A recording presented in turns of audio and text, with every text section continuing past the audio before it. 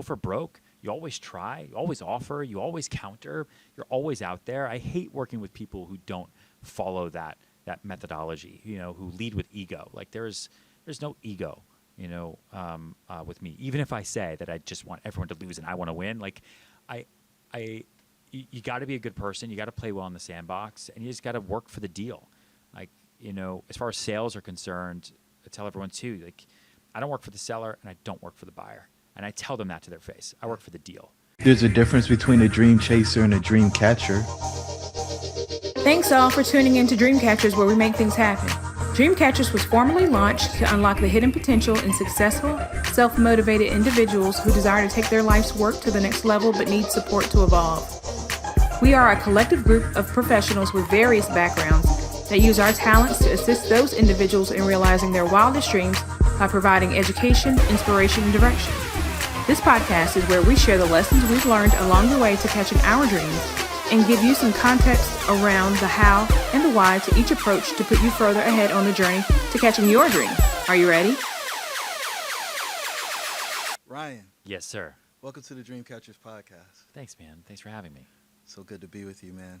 It's really exciting to sit with you. I've watched a lot of interviews, listened to a lot of talks, and you're the man that believes in big money energy. Yes.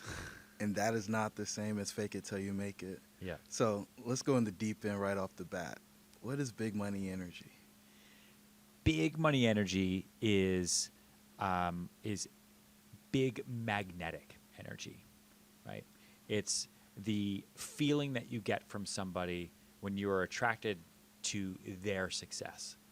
And that's the type of person, someone who has BME, is the type of person that can walk into a room and can control the room and knows exactly what they want. And it's everything that I did not have when I started my professional career. And as I was thinking about, what happened was I wrote my first book, Sell It Like Serhant. And it did really well and became the sales Bible for salespeople everywhere. But it was very much like a tactical toolkit. Mm-hmm. But the secret sauce to that is like mindset, is confidence, and is big money energy. And that wasn't in Sell It Like Serhant. Because people would come to me and they'd say, all right, I know exactly what to say. I know exactly what to do. I know exactly how to structure my day now. Thank you. I know how to sell. My palms are sweaty. Like, I feel sick to my stomach. I can't sleep. I am an imposter. I am 22. How do I do this? Or no one's gonna, trust me. My suit is too big for me. It's like I felt the same exact way, and the way to get around that is to create almost like your own alter ego for the person that you're gonna become. And to do that, you create big money energy. And so I wrote that book real fast during the pandemic. Okay. So you said your professional career. Yeah. Is that acting or real estate? No, real estate. Real estate. Yeah, because I was only an actor for 2 years in the city right after I graduated college. And I think, like, for anyone that goes to school and then kind of does something right after, like, your brain hasn't disassociated from school yet. Yeah. Like, I was just sort of like on an extended, like, I guess I'm not going back to school now. Right. And it just kept going. And so, did the best I could. But I didn't make a whole lot of money acting, and so it didn't feel like I was a real professional yet. Maybe it would have had I really stuck to it. But it got to the point where it wasn't making me happy, and I couldn't afford to live in New York and not make money. And I didn't want a survival job, right? Like, I didn't want to bartend or wait tables or temp, and I didn't want to go back to school. I just knew too many people that when they did that, they do that. That becomes who they are. They're like a professional bartender who still tries to act instead of being an actor who bartends here and there to pay their bills, because you get used to making money, man. It's a drug. Like, you become a drug addict to paying rent. And then you have a Netflix subscription and a Prime subscription, and you want to go to dinner and then the movies. And all of a sudden, like, working for free doesn't really pay for all this stuff. So I guess I'll take another shift and then another shift. And then you start giving up on the passion because the shifts keep paying the bill. Yeah. And then that's you. Then you're a professional, right, at whatever that survival job was. And so I think one of the big things for me when I first got started, in New York City was, like, I subconsciously made a decision to, like, burn all the boats. Yeah. Just swim. Like, don't have a safety net. Because if I give myself a safety net, I'm definitely taking it, right? If I had a security blanket, I will definitely roll up in it. If my parents lived closer to me, I would have probably lived with them and not had the pressure of paying rent and food and laundry services, right? Because I was totally by myself. So that wall really pushed me and made me create that big money energy because I had no other choice. Okay. Now, you brought up parents. Yeah. Did you ever think about going back home? Yeah, every day. Yeah. Way easier than trying to work in New York City. Why didn't you do it? Because it would have meant just failure, and I knew that if I moved home, and my parents were not close, like they were in Colorado, like in Steamboat Springs, in the middle of the woods, and so I could have gone there, sure, but I never would have come back to New York, and I knew too many people that moved home for like 6 months to get their life right, and then they're gone forever. Look at all the people that moved out of cities during COVID. I have a friend who he grew up in South Dakota. Okay, where is South Dakota? He grew up there, moves to New York City after school, builds a company, whole life, everything. COVID happens. He's got 3 kids. So he moves back. His parents are older. They go to South Dakota because he can afford to do whatever he wants now. That was March of 2020. He has not come back. He is now they bought a house. They live in South Dakota. So that's what would have happened to me, which is fine. No offense to any other state, but if I could make it in New York, I could make it anywhere. And there was just way too much opportunity. And moving home would have been a total failure to me. I had to figure it out. So the day you decided acting is over. Yeah. You remember that day? I remember it was definitely a slow process. There's no Band-Aid that gets ripped off. There definitely is a moment where you wake up and you're like, oh, I haven't auditioned for anything in a month. Weird. But you can always get right back into it. It's the day you stop working out, you don't make a day. All of a sudden, you're like, dude, I haven't worked out in 2 years. Yeah. I guess you stopped. So, but I remember doing Romeo and Juliet in the park. And by in the park, I mean the Hudson River median to the West Side Highway. So not Central Park on a big stage. No. When you're driving down the West Side Highway, there's some grass. And so I got cast in Romeo and Juliet on that piece of grass. And there was a guy who was 60 years old, okay? And I was 22. So he was 60. He was cast as Father Capulet, right? And he was so excited about doing this show and was so pumped and was inviting agents. That's what you do. When you work for free, you invite agents. You want people to see you, see your work. So this wasn't paid. This is... No, free. Okay. Everything you do when you move to New York City to do theater, do acting, you work for free. Student films, you try to build up your reel, everything. I never made money until the soap opera for a little bit until they killed me.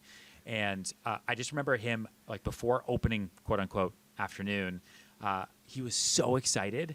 And I distinctly remember just looking at his face with all these people around us not paying attention to us. It's I have to do something right after this so I don't become you. That is terrifying to me, that I am going to be 60, that I'm going to be here working for free, waiting for my big break in 40 years. And so after that, relatively close to that, I got my real estate license, which for most actors is you failed. There's that meme, you're either a bottle girl for the rest of your life or you live long enough to become a real estate agent, Oh, wow. Yeah. No offense. That's just a meme. I didn't make it up. And so that's I'm going to become a realtor. Great. But then I saw what all these other real estate agents were doing and how they operated their business. I was like, this is boring. And I have no shame. And guess what? I've always worked for free. So all these other people get into real estate and they quit, right? The turnover rate for new agents is almost 90% every year. It's hard. Because one, it's hard. It's hard to make money. People hate rejection. Yeah. They take it super personally. And they can't pay bills.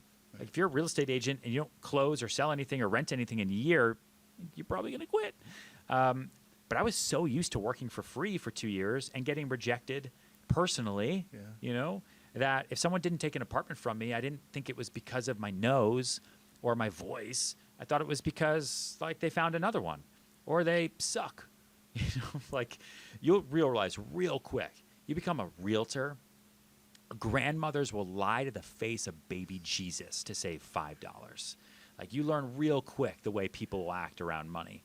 And you become real tough real fast. And you learn to talk a whole lot faster. I remember going home for that Thanksgiving after I got into the business. and my parents asking me a question about like what I was doing. And like 10 minutes later, they're just staring at me. And my little brother was like, bro, Slow down. you've changed. It's like, what do you mean I've changed? I haven't changed. You've changed. Fuck you.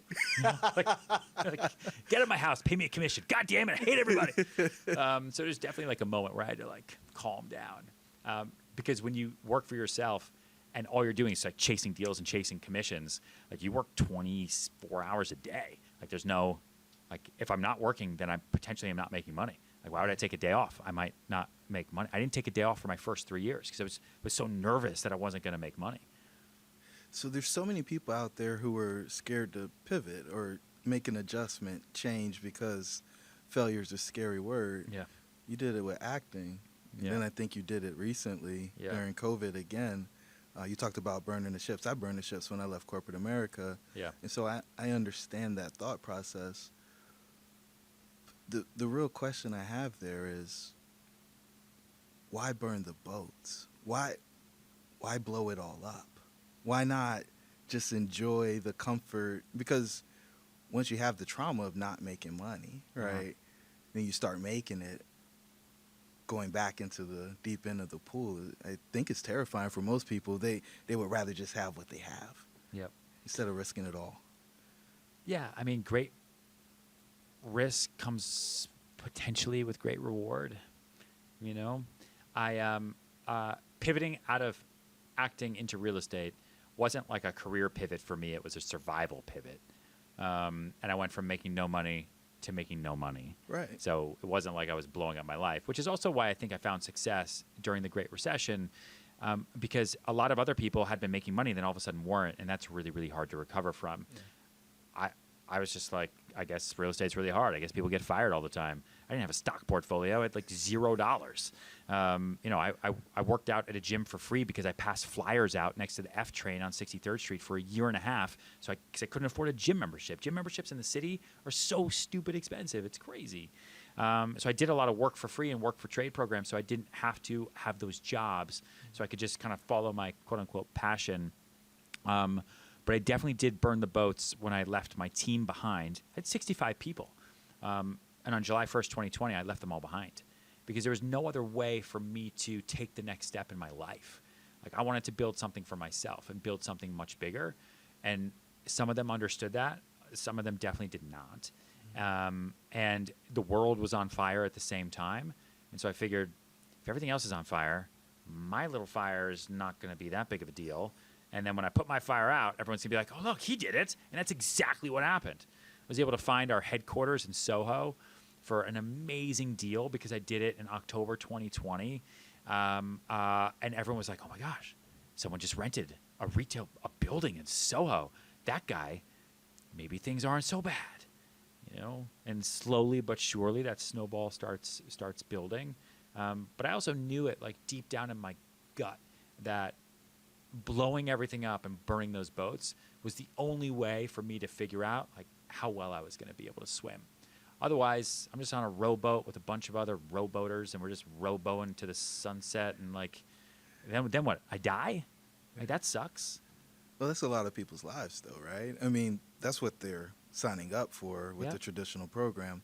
So, which is fine. I think that's totally like there's no right answer. I think if you wake up happy every day, then I think that is an amazing find. If you are pumped and excited every day. But if you're not, then listen, take a step back and consider it. And maybe you can't be. I get it. Like not everyone's life is equal. Absolutely. But if you have the opportunity to find like happiness in what you do during the day, then you need to take that, even if it's totally terrifying. a lot of people want to unlock their ultimate potential but lack the strategy, support, and stamina necessary to achieve their major goals. They often try to overcome these challenges by trying to do it on their own, causing frustration, fatigue, and eventually failure. We have developed a model for a center life, aka the red pill, to help them bolster their beliefs, gain clarity on their path to success, and provide accountability as they take action on their goals. When they take the red pill, they rapidly accelerate attainment of their goals and begin to experience a life of significance and impact. Want to find out more?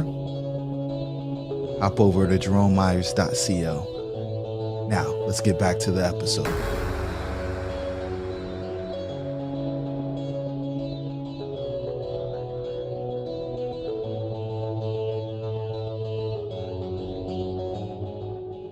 was trying to get to. People who stay in the system is fine. They can stay in the matrix, but for those who are asking those questions, Yeah. like, what's it all for? Is there more? Yeah. If they don't follow that, I think they end up in a space of regret. And I think you mentioned you got a picture of an aged version of yourself on your phone. And Yeah, you work old man for that me. guy? Yeah, 80-year-old me. 80-year-old Ryan. Yeah. So what's he say? Yeah. Wait. Dude, I'm not messing around. Here, I'll show you. I'll show you him. This is me. Come on. Hold on. Wait 1 second. Yeah, here he is, dude. Right there. This is me. This is me. You like a politician, Yeah, man. this is me as running for president when I'm 80 years old. This is in my phone. And this guy, look how happy that guy is. See? He's 80 and he's freaking rocking house. Wait, that's your big money energy suit too, isn't it? I wear a lot of blue pinstripe suits. I think that's a different one, but That's I the wear a different- lot of blue and pink because I'm like very white and pink, and anything else can kind of like drown me out. It's important to know your colors. And so, yeah, old man me is definitely that guy is who I work for. So, what does he say to you, like on those days? Because Like you work a sweet lot. nothings. He whispers to me I don't believe you. in night. Yeah, exactly. He's like, "Don't do that. Don't do that." No, I'm just messing with you. What does he say when you? Because you work a lot, Yeah. right? Yep. Got a little one now, married. You know, like, you know what he says more than anything? He says it's worth it. yeah. Like that's what I need to hear. Because you work yourself to the bone. I don't see my daughter for 4 days in a row, and I'm in New York. I just miss her in the morning, and I don't see her at night, Wow. and I can't get home. You work an 18-hour day, and like your head hurts. Like I need old man Ryan to tell me it's worth it. Like just wait, it's worth it. Otherwise, what am I doing? Why would I do? I should go home. Like I should clock out at 5 o'clock. Right. I should go grab a beer. I should hang out. I should play golf. Right? I don't play golf. I can't afford to play golf. I work 7 days a week because I am convinced that it's worth it. And so, when you decided it was worth it, was it before the family or after? Way before. Way before. Yeah. And so, outworking everybody else Yeah. is the name of the game for you. Yeah, I didn't have any other cards really. Like I'm not, listen, at least in the market I got started in, real estate brokerage is a networked business. It's all really like who you know, like where you went to school, what's your religion, what do you have in common with everybody?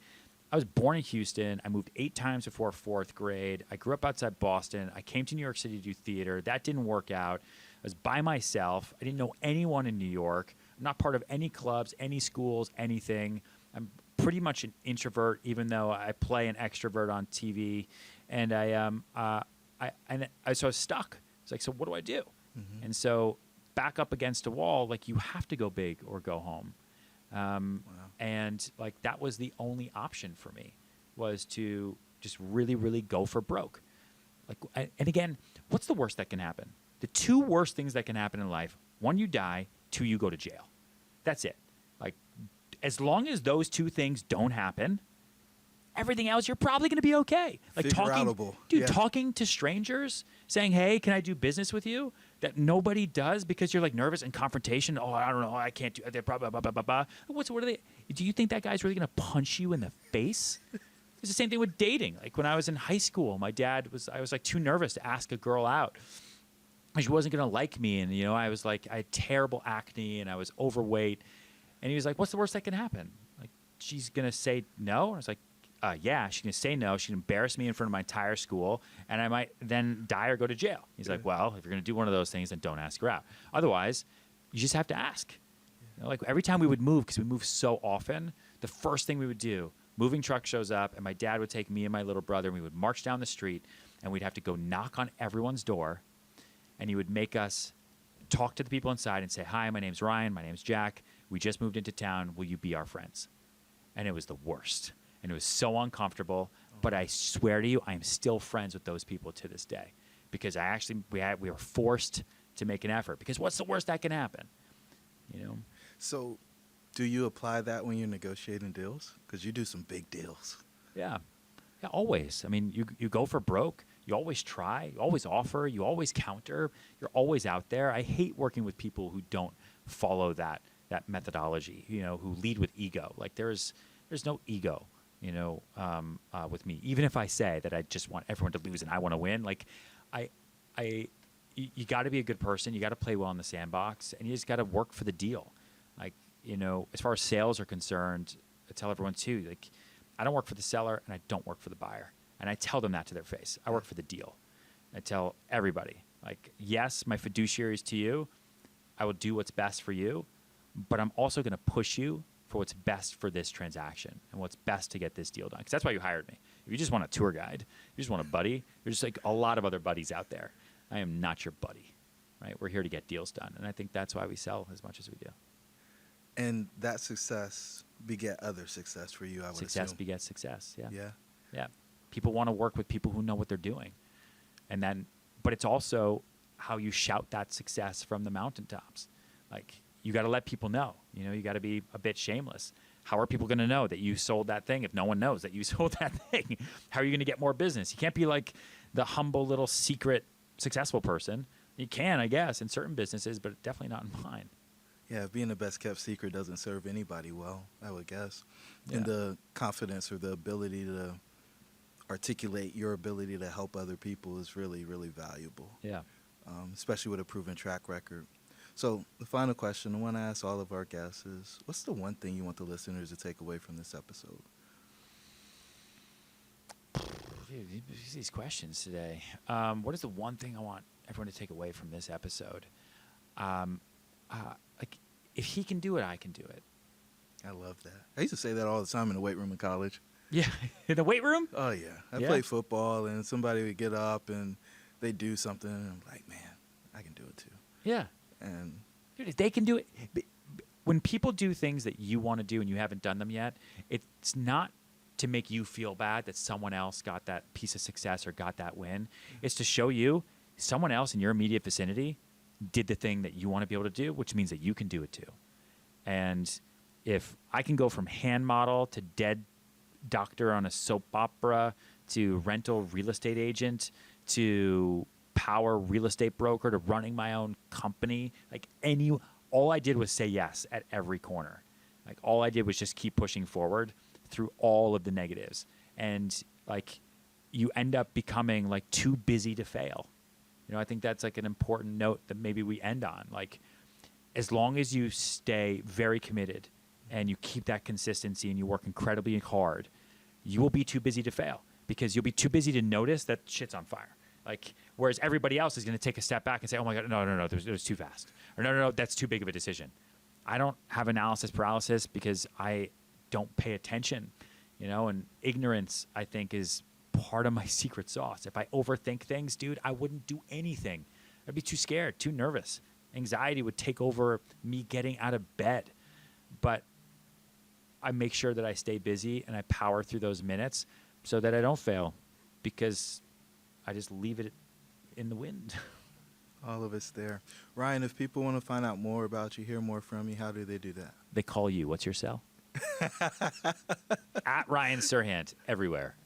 Just, everywhere. RyanSerhant.com, Serhant.com. Outstanding. Thank you so much for being on the show, Thanks, man. Love Thanks your for having me. authenticity. Thank you for joining the tribe today. We would love to hear from you. Please don't forget to rate, like, and share. Perhaps someone you know could benefit from what we've discussed. Until the next time, remember that your dreams should be real.